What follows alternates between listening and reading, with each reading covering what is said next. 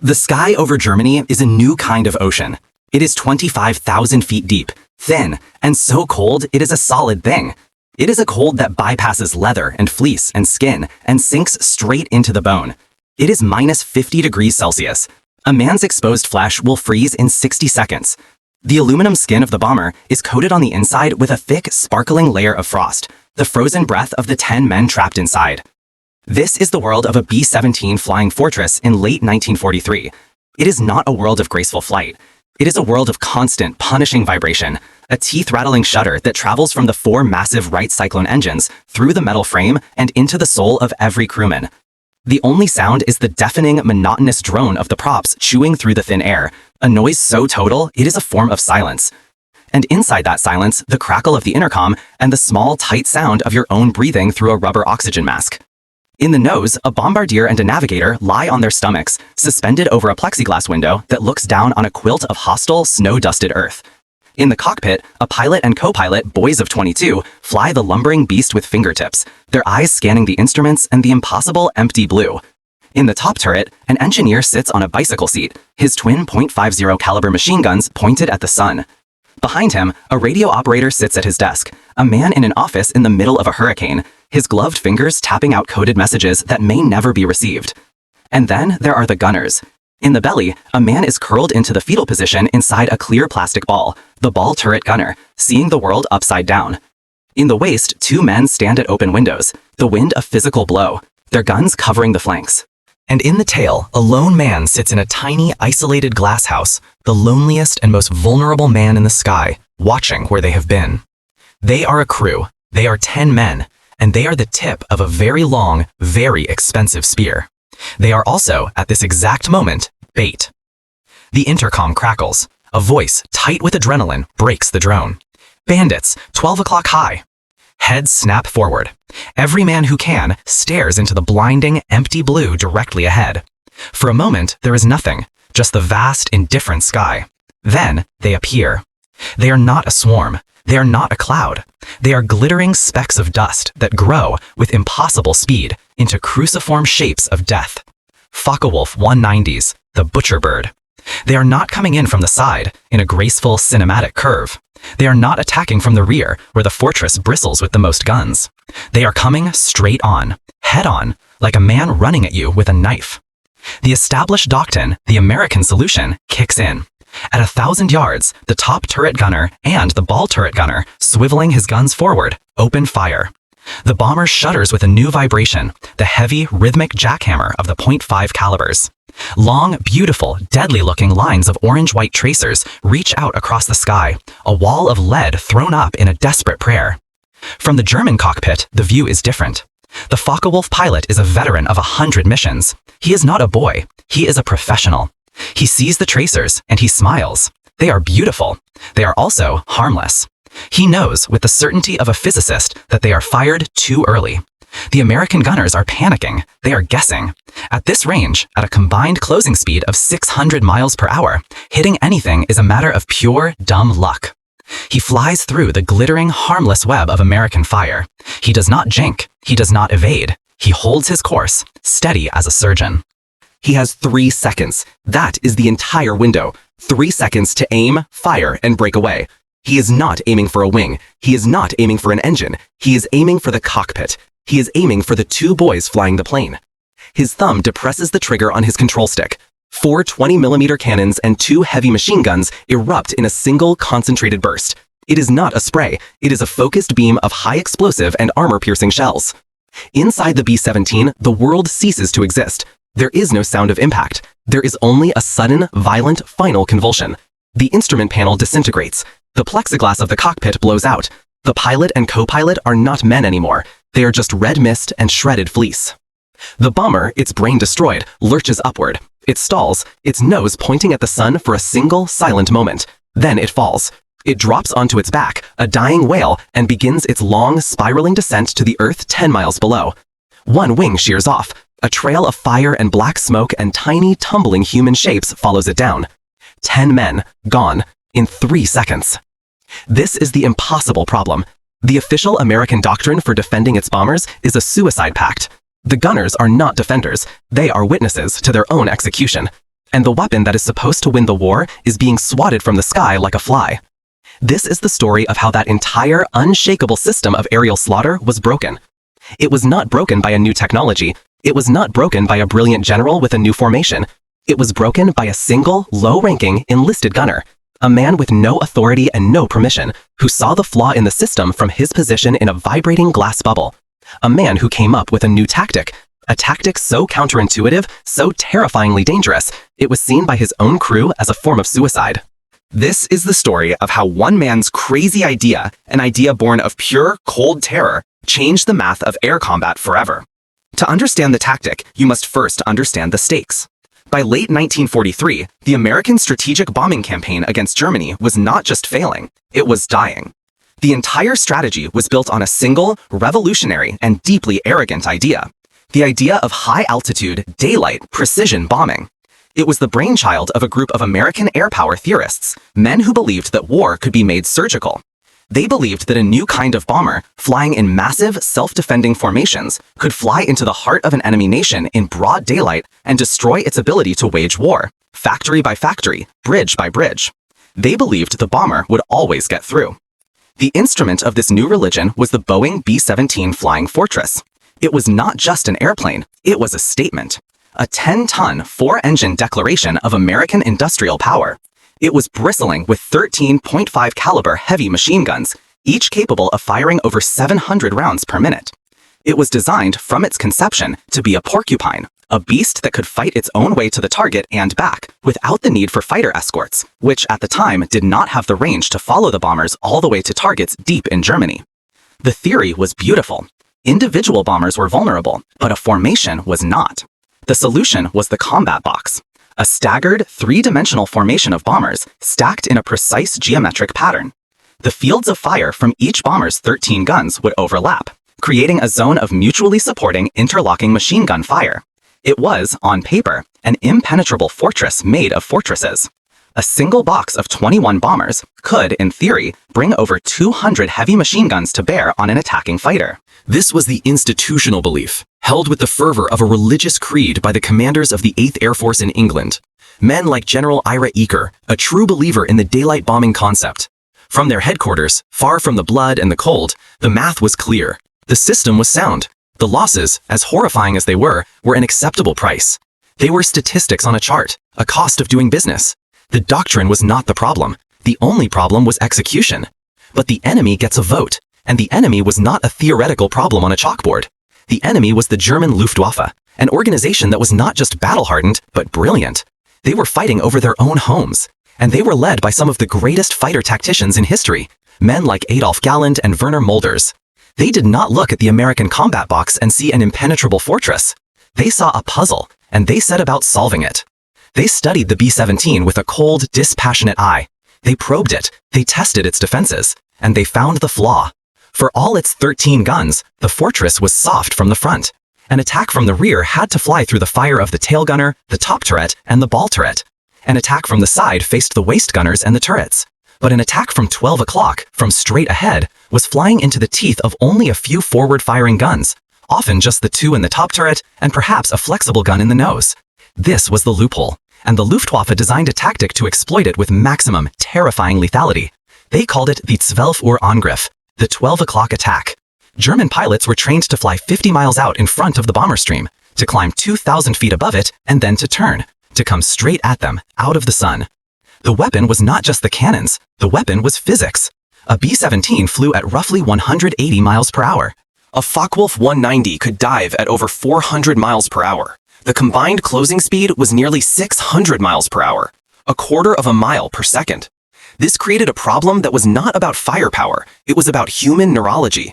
An American gunner, his brain starved of oxygen, his body frozen, would see the speck appear. He had seconds to identify it as an enemy, calculate the range, estimate the deflection, and fire. The official USAAF doctrine was to open fire at 1,000 yards, but the tracers which the gunner used to aim burned out at 800 yards. And the guns were only truly effective, only had enough kinetic energy to do real damage inside 500 yards. The established solution, the doctrine taught in gunnery schools in the Nevada desert, was failing catastrophically in the skies over Germany. The gunners were firing wildly, wasting ammunition and revealing their position. They were firing at ghosts. By the time the German fighter was in effective range, it was already firing its own cannons and beginning its violent evasive dive underneath the bomber. The American gunner had literally 1 second to hit a target that was coming at him faster than he could think. The ticking clock was the sound of air crews dying. The 8th Air Force was bleeding out. October 14th, 1943, a day that would be known as Black Thursday. A massive raid on the ball-bearing factories at Schweinfurt. Of the 291 B-17s sent on the mission, 60 were shot down. Another 17 were so badly damaged they were scrapped. Over 600 men were killed, wounded, or captured in a single afternoon. The loss rate was over 25%. No military force on Earth could sustain such casualties. The bombing campaign was halted. The invincible weapon had been defeated. The daylight precision strategy, the key to weakening Germany for the planned D-Day invasion, was in ruins. The generals in England had no answer. Their solution was more of the same: tighter boxes. More guns, more bombers. They were trying to solve a tactical problem with an industrial solution. They could replace the bombers, but they were running out of trained, experienced crews. The system was perfect in its own brutal logic. It was also fundamentally broken, and it was about to be saved by a man the system barely knew existed. His name was John Cowan, Staff Sergeant. He was not a pilot. He was not a navigator. He was not one of the commissioned officers who wore crushed caps and carried the weight of the mission on their shoulders. He was an enlisted man, a gunner. Specifically, he was the ball turret gunner of a B-17 named the Liberty Bell. He was, by every measure, a piece of equipment, a component of the weapon system. Overlooked, underappreciated, and entirely expendable. His world was a sphere of plexiglass and steel, 3.5 feet in diameter, slung from the belly of the bomber. It was the most technologically advanced gun position in the aircraft, a marvel of engineering. It was also a coffin. To get into it, Cowan had to be a contortionist. He was not a big man, a former apprentice machinist from Paterson, New Jersey, wiry and quiet. He would open the hatch, point the twin .50 caliber guns straight down, and fold himself into the space around them. Once the hatch was closed, he was no longer a part of the crew. He was an appendage of the airplane, locked in a fetal curl, suspended between the indifferent sky and the hard enemy Earth 5 miles below.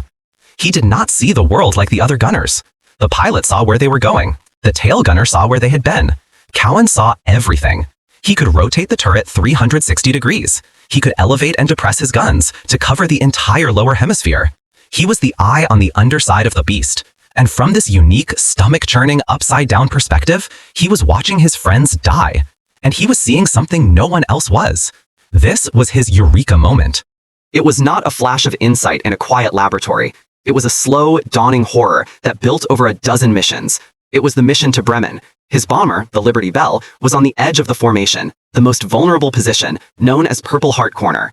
The German fighters came, as they always did, from the front. Cowan swiveled his turret forward, his guns pointed at an awkward, unnatural angle, and he watched the bomber next to them, the Southern Comfort, engage the enemy. He saw the tracers, beautiful, pathetic, hopeful lines of orange light, reaching out from the American bomber at 1,000 yards. He saw the Focke-Wulf, a tiny silver cross, fly straight through them, untouched. The German pilot was not lucky. He was not a daredevil. He was a professional who understood the math. Cowan, the machinist, understood the math too. The American gunner was guessing. He was firing at a target moving at a combined speed of 1/4 mile per second, using a burning chemical tracer as a guide. It was like trying to hit a fly with a garden hose from across the street.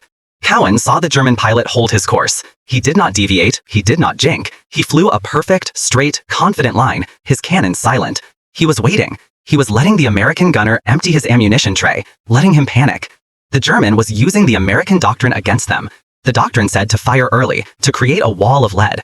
The German saw that wall, noted its trajectory, and simply flew under it, into the dead zone where the American gunner could not depress his guns fast enough. Then, at 400 yards, when the B-17 filled his entire windscreen, the German fired. Cowan saw the flashes, like strobes, along the fighter's wing roots. He saw the cockpit of the Southern Comfort simply disappear. It did not explode. It was erased. The bomber hung there for a moment, headless, before it began its lazy final roll toward the ground. Cowan watched it all, and he realized the flaw. The flaw was not the guns. The flaw was not the airplane. The flaw was fear. The American gunners were terrified, and they were fighting from a place of terror. They were firing not to hit, but to scare, and the Germans were not scared. What, he thought, the American gunner was not scared? What if he did what the German did? What if he waited? What if he held his fire? Let the fighter come to him. Let him get comfortable in his perfect straight-line attack. What if you let him get so close that you could not possibly miss? The thought was a piece of ice in his gut. It was a violation of every survival instinct. It was also, he knew, with the cold certainty of a machinist looking at a flawed blueprint, the only thing that would work. He got back to base that night, the drone of the engine still vibrating in his teeth. He found his pilot, a 23-year-old former college football player named Lieutenant Wallace. Wallace was a good pilot, brave, by the book. He was sitting in the debriefing hut, his face buried in a cup of coffee, his hands still shaking. Cowan, his voice barely a whisper, tried to explain. "Sir, I saw something today. They fly straight in. They know we are going to fire early," he said. "If we just wait, if we let them get inside 500 yards. Wallace looked at him. It was not a look of contempt. It was a look of pity. He saw a gunner who was cracking under the strain. He put a hand on Cowan's shoulder. "Son," he said, "you are a good gunner, but you do what they taught you in training. You open fire at maximum effective range. You put lead in the air. That is the doctrine." He told him that waiting was suicide. The German would fire first. He would tear them apart. He told Cowan to get some sleep. The idea was dismissed. Not with anger, but with a weary, paternal finality. The system did not want to hear it. The established leadership believed in its own math, and its math was getting them all killed. This was the catalyst. A week later, another mission, deep into Germany. The flak was a black, greasy carpet they had to fly through. And then the fighters came. It was Black Thursday over Schweinfurt. Cowan watched not one, but 3 bombers in his squadron go down. He saw parachutes, little white blossoms of hope, but not enough of them. He saw men trapped in spinning, burning wreckage. He saw his friends, boys he had shared a beer with the night before, atomized in the sky. And every single time, it was the same attack. A confident head-on pass. A storm of early, useless American tracers. A single, precise, deadly burst from the German cannons. An American bomber torn in half. The system was not just failing. It was a machine designed for slaughter. The doctrine was not a defense. It was a ritual sacrifice. Cowan sat in his glass ball, cold and alone, and made a decision. It was not a decision, it was a vow. He was not going to be a witness anymore. He was going to break the rules. He was going to conduct his own unauthorized test. And if it failed, he would be dead in less than a second. The opportunity came on the flight home. They were straggling, low on fuel, one engine sputtering. The perfect target for predators. The intercom crackled. 2 bandits, 12 o'clock high. This was it. Cowan's heart began to hammer, a frantic bird trapped in his ribs. He got on the intercom. His voice was surprisingly calm, the voice of the machinist, not the terrified boy. He spoke directly to the top turret gunner, a kid from Ohio named Peters. "Peters," he said, "hold your fire. Do not shoot until I do. Trust me." He heard Lieutenant Wallace's voice in his headset, sharp, panicked. "What the hell are you talking about, Cowan? Fire! Engage the target!" Cowan ignored him. He was looking at the 2 F-Wolves. They were coming down, side by side, a classic head-on pass. He focused on the one on the left. "Peters," he said, his voice low, intense. "You take the one on the right." "I have the one on the left. On my mark." Wallace was screaming now. "This is a direct order! Fire your weapons! Cowan! Peters! Fire!" The fighters grew, from specks to insects to birds of prey. 800 yards. The air around the Liberty Bell was clean. No tracers, nothing. From the German cockpit, the lead pilot saw the B-17. It was a straggler, an easy kill. And it was not firing. Its guns were silent. Maybe the crew was dead. Maybe the guns were frozen. This was going to be the easiest kill of his career. He adjusted his rudder, centering the 4-engine bomber in his gun sight. He did not jink. He did not need to. 600 yards. Cowan could see the yellow spinner on the propeller hub. He could see the black cross on the fuselage. 500 yards. Lieutenant Wallace was no longer shouting orders. He was just shouting, a raw, primal sound of terror.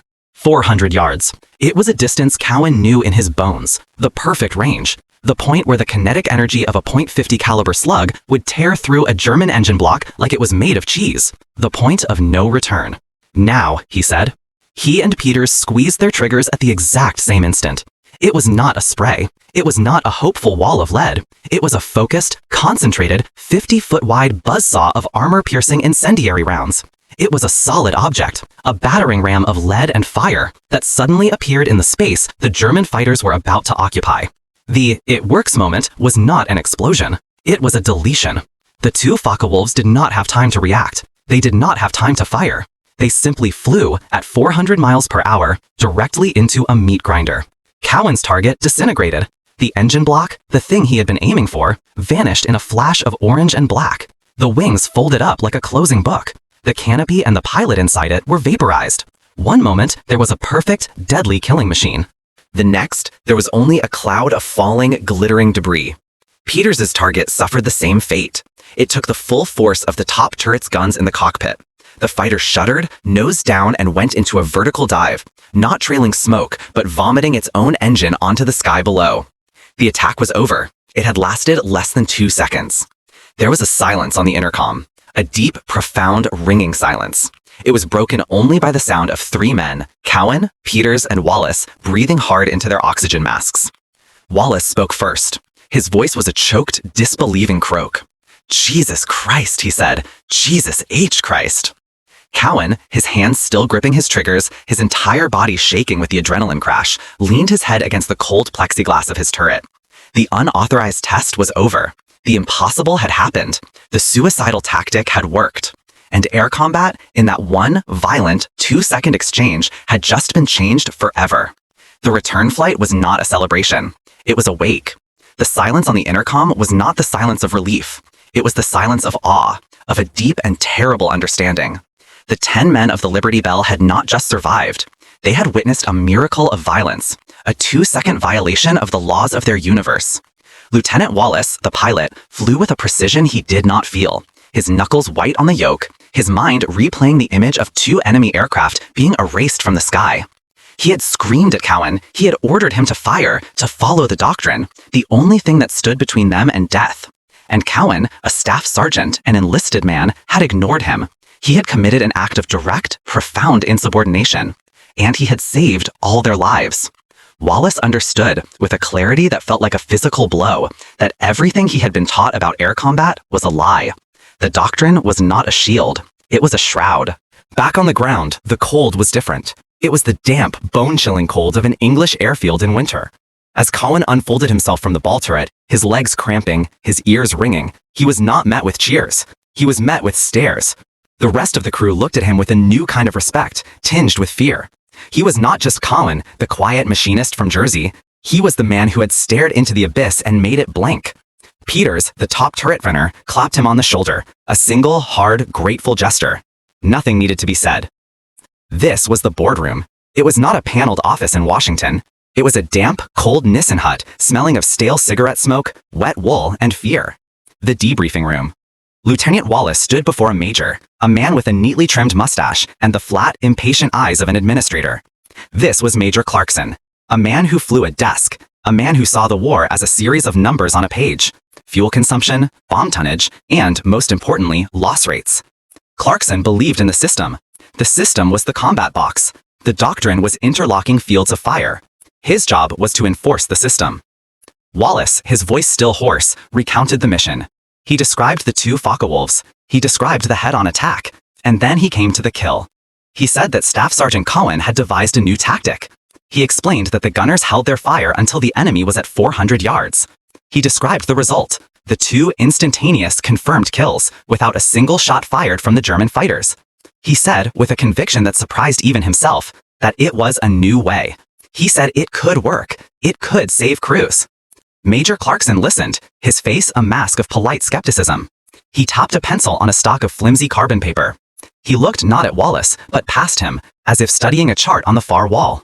This was the institutional arrogance, the profound, unshakable faith in the established way. He saw not a tactical breakthrough, but a dangerous anomaly. He saw a junior officer, probably still high on adrenaline, babbling about a lucky shot.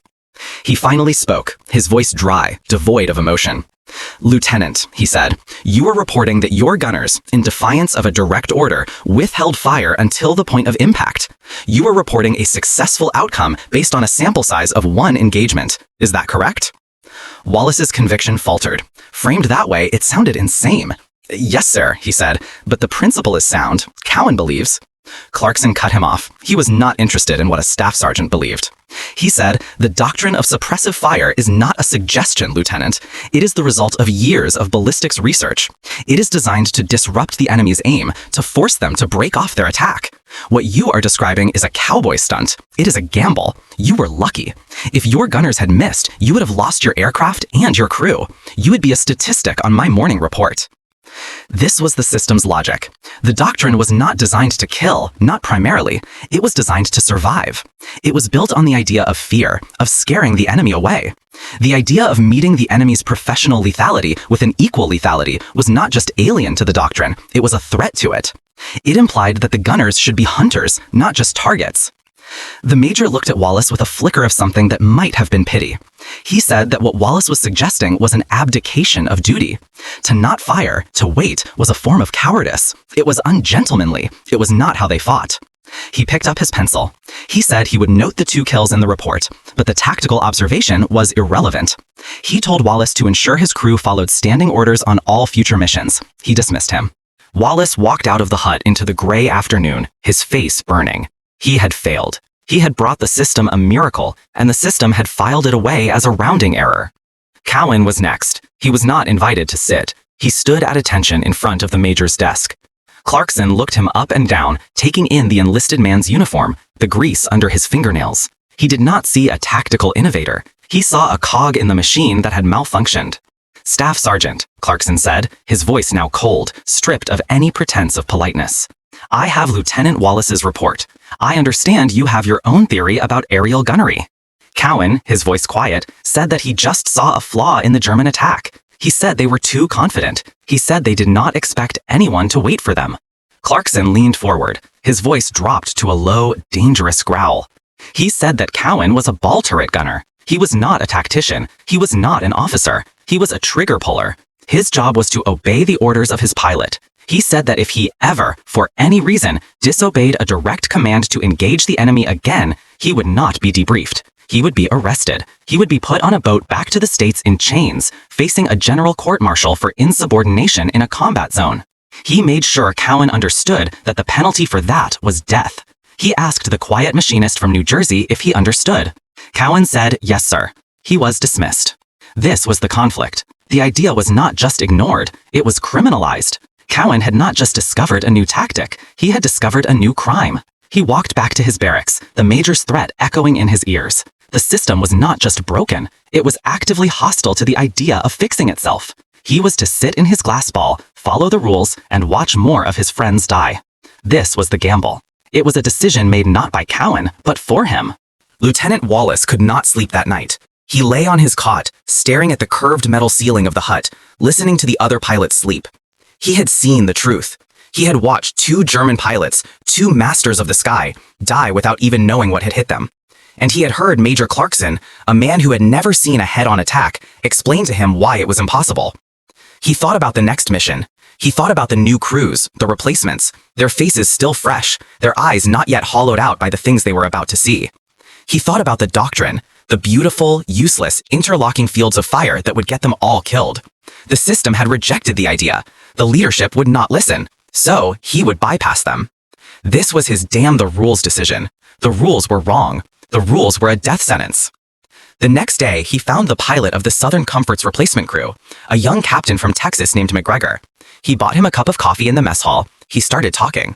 He told McGregor what had happened. He did not describe it as a tactic. He described it as a miracle. He explained the geometry, the closing speeds, the psychology. He said that the Germans were professionals, and professionals have habits. Their habit was to expect the panic fire at 1,000 yards. They relied on it. McGregor, a man who had already lost 2 co-pilots, listened. He was skeptical. It sounded like suicide, but he had also seen the empty bunks in the barracks. He knew the official doctrine was a failure. He had seen it fail, time and time again. Wallace kept talking. He talked to other pilots. He talked to lead gunners. He became a quiet evangelist for Cowan's heresy. He drew diagrams on napkins. He used salt and pepper shakers to represent the bombers and fighters. He was not giving orders. He was a junior officer. He had no authority. He was planting a seed. He was creating a conspiracy of the desperate. The gamble came to a head the night before the next big raid. The target was Bremen, a heavily defended port city, a deep penetration mission. Everyone knew it would be a bloodbath. Wallace gathered 3 other pilots he trusted, including McGregor, in a freezing maintenance shed at the edge of the airfield. Their top turret and ball turret gunners were there too. John Cowan stood in the corner, a silent, uncomfortable guest of honor. This was the unauthorized briefing. Wallace laid it out. He proposed that their 4 bombers, flying together in the same element, would act as a single unit. They would not follow the official doctrine. When the head-on attacks came, they would all hold their fire. All 8 gunners, the top and ball turrets of 4 B-17s, would wait for a single command.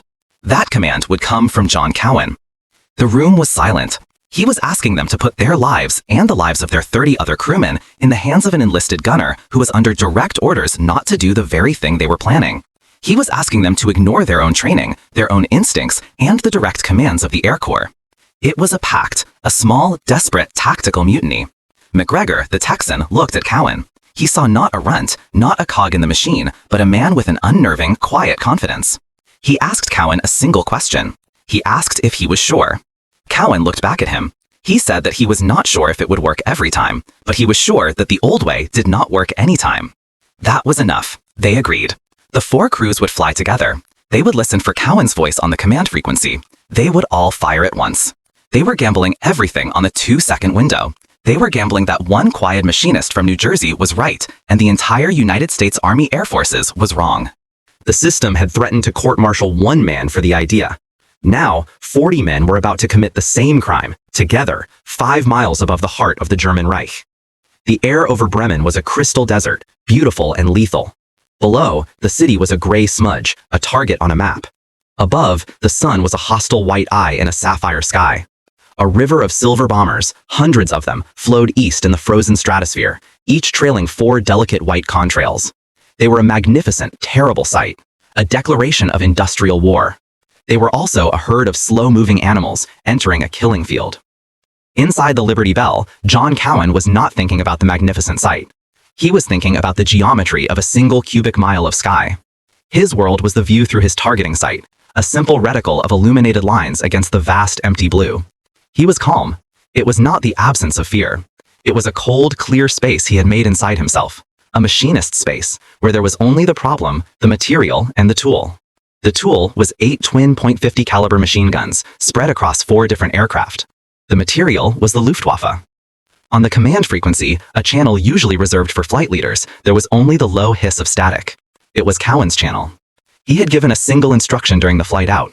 When he said the word now, they would fire. Until then, they would not fire. They would not fire if they were scared. They would not fire if they were ordered to by their own pilots. They would not fire if the fighter was so close they could see the rivets on its wings. They would wait for the word. In the cockpit, Lieutenant Wallace flew with his hands and feet, but his mind was on that silent radio channel. He flew in a tight 4-ship diamond, his Liberty Bell at the point, McGregor's Texas stall on his right wing, 2 other bombers tucked in behind.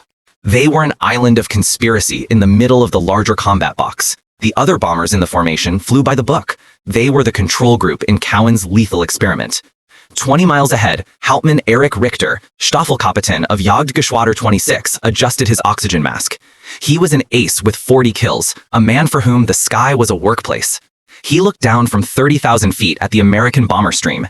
He did not see heroes or villains. He saw a problem of logistics, a lumbering, predictable, and arrogant enemy. He felt a professional's contempt for them. They came in the day, they flew in straight lines, and their gunners always panicked. His squadron, a pack of 20 Focke-Wulf 190s, was his orchestra of destruction. He gave the command, a crisp, emotionless instruction. They were to execute the Zwölf-Uhr-Angriff, the head-on pass, in 2 waves. The first wave, 12 aircraft, would go straight down the throat of the lead element, breaking their formation and setting them up for the second wave. It was a tactic they had practiced to perfection. It was a science. The intercoms in the American bombers crackled to life. Bandits, 12 o'clock high. The familiar tension, a cold hand squeezing the heart of 1,000 men. In the bombers surrounding Wallace's element, gunners swiveled their turrets forward. Nerves tightened. Ammunition belts were given a final check. Richter pushed his stick forward. The nose of his Focke-Wulf dipped, and the bomber stream grew in his windscreen. He saw the lead element, 4 B-17s in a neat diamond. His targets. He selected the lead bomber, a kill for the Staffelkapitän, to set the tone. His wingmen fanned out, each choosing a bomber. 12 silver sharks diving on 4 slow whales. 1,000 yards. In the surrounding bombers, the sky erupted. A storm of orange tracers reached out, a frantic, desperate attempt to build a wall of lead. The air was suddenly thick with burning phosphorus. But from Wallace's element, there was nothing. Silence. 4 bombers, 32 forward-facing guns, were completely inert. Richter saw it. A flicker of confusion. Had their guns frozen? Was the lead element crewed by greenhorns who had forgotten their training? He dismissed the thought. It was a gift. The fools were making it easy. He barked an order to his pilots. Press the attack. No resistance. Inside the Texas Dole, Captain McGregor's co-pilot was screaming at him. They are not firing. Why are we not firing? McGregor ignored him, his eyes locked on Wallace's plane, his hand tight on the yoke, trusting the pact. 800 yards. The German fighters flew through the wild, inaccurate fire from the other squadrons. They were untouched, pristine. Their confidence swelled. This was a textbook attack, a massacre in the making. 600 yards. Cowan could now see the distinct radial engine cowlings of the Focke-Wulfs. He could see the yellow spinners. His thumb rested on the butterfly trigger of his control grips. His heart rate was slow. He was a machinist, measuring a cut. He felt the other gunners, the 7 other men in 7 other turrets, waiting for his voice. He was the conductor. 500 yards. The German fighters were huge, monstrous things, filling the sky. For the pilots in the American cockpits, it was an unnatural act of self-immolation. They were flying straight into a wall of cannon fire. Wallace felt a scream building in his own throat. He bit it back.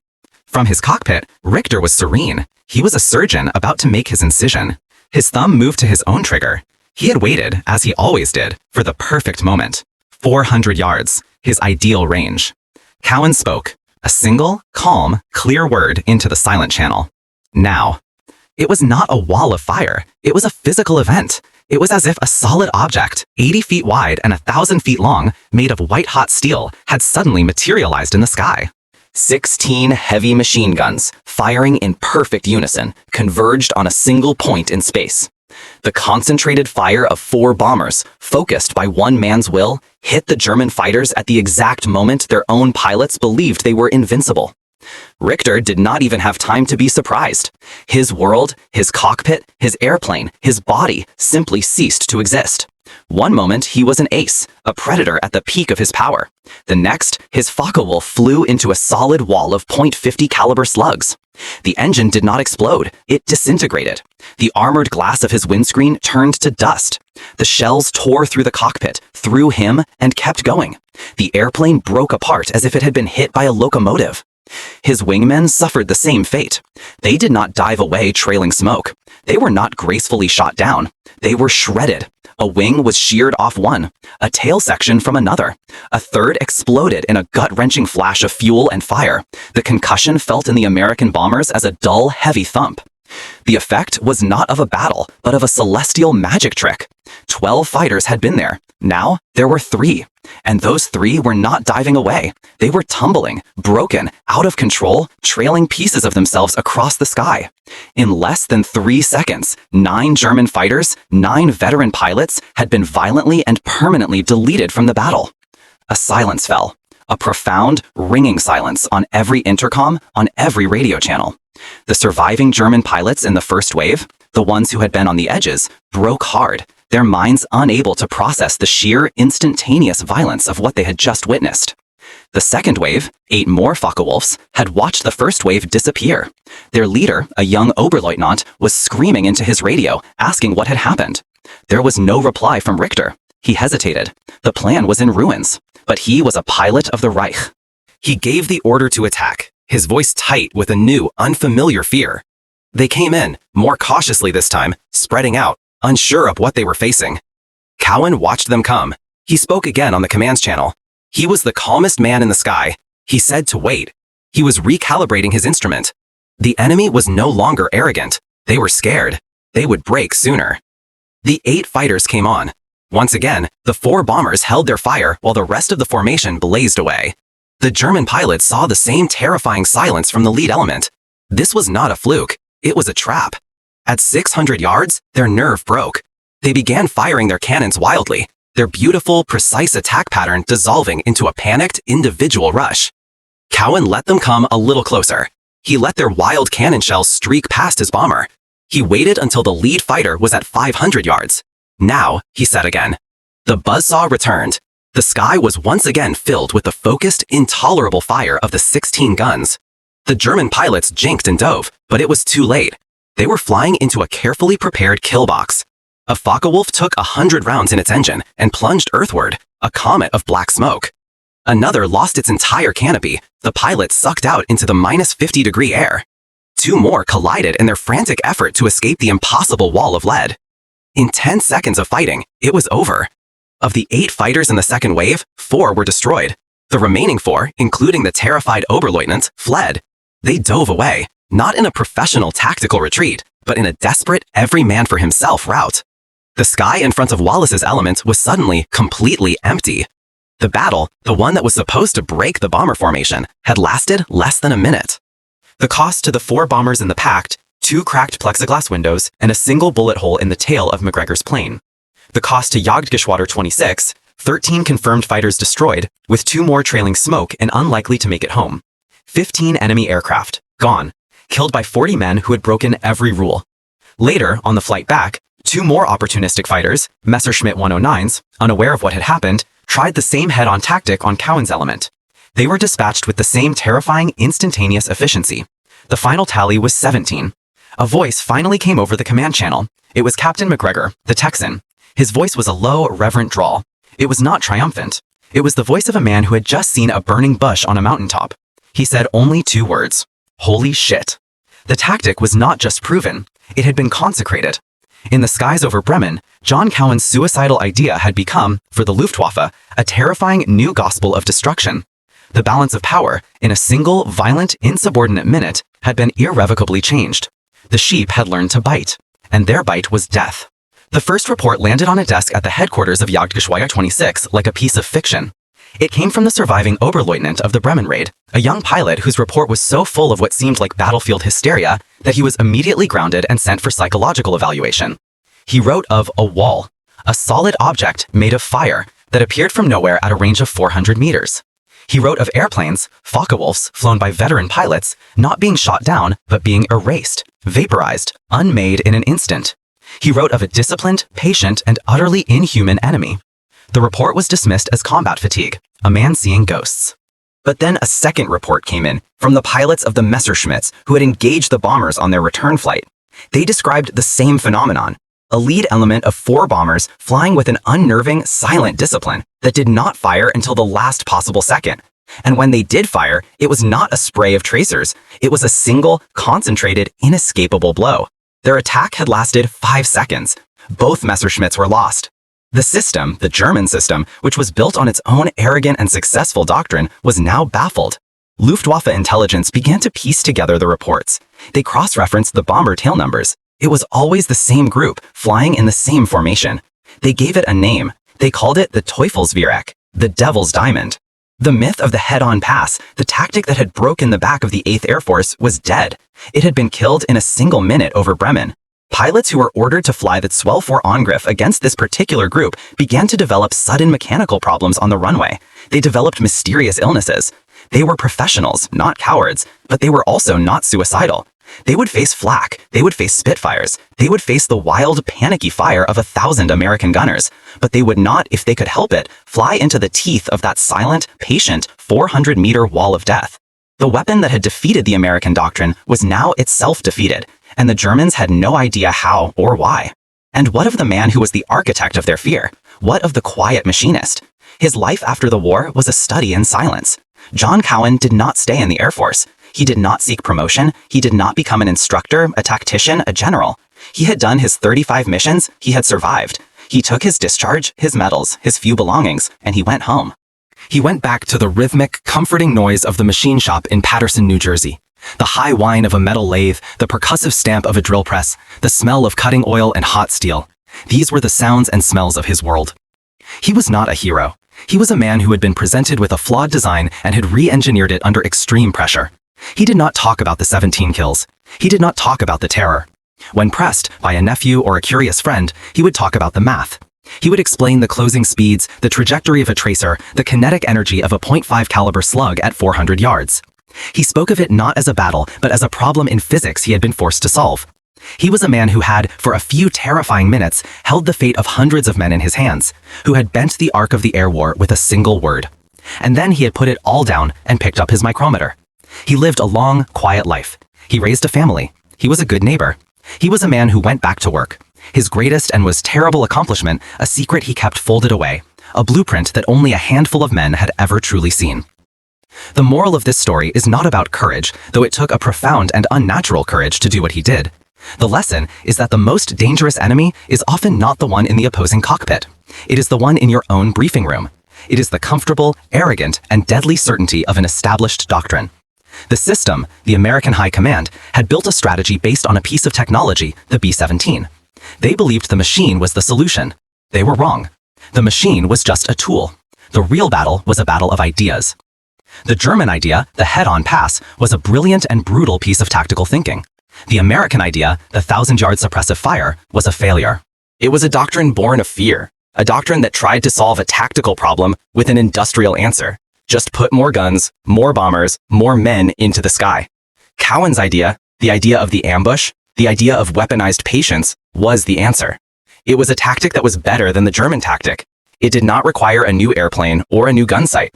It only required a new way of thinking. It required a man on the ground, or in this case, a man in a glass ball 5 miles above it, to see the flaw that the generals, with their maps and their charts, could not. It proved that the man in the arena often knows the battle better than the men watching from the stands. And it proved that sometimes the most revolutionary act, the most courageous act, is not to fire your weapon, but to hold your fire. And so, the full circle. The unauthorized idea, the criminal act of insubordination, did not die in Major Clarkson's outre. It became a legend. It spread not through official channels, but through whispers. In the mess halls, in the barracks, in the back of freezing trucks, the story of the Bremen raid was told. The Devil's Diamond, the 400-yard trick. It became a piece of unofficial, life-saving folklore. Gunners, desperate to survive, started trying it. They taught each other. Pilots, flying into the teeth of the German assault, began to trust it.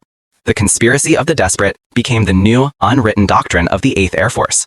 The losses on head-on attacks began to drop, mysteriously, inexplicably to the men at headquarters. The system never officially admitted it was wrong. It did not have to. The men doing the dying had simply changed the rules themselves. Decades later, in the climate-controlled classrooms of the United States Air Force Academy, a new generation of pilots and gunners are taught the principles of modern air combat. They are taught about fire discipline. They are taught about creating a kill box. They are taught about the psychological dimension of warfare, about using an enemy's own arrogance and predictability against him.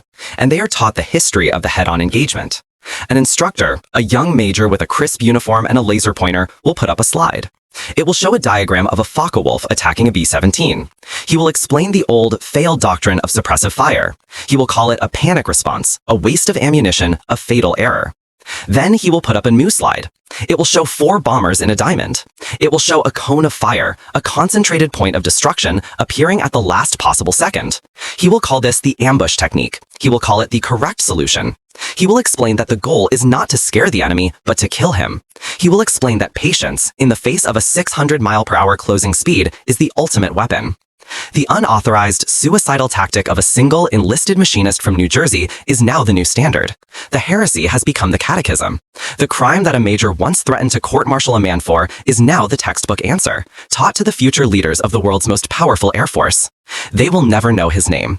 They will never know about the Liberty Bell, or the pact made in a cold English maintenance shed. They will only know the math. The cold, clear, and lethal geometry of the problem that a quiet man solved all alone in his tiny glass world at the bottom of the sky.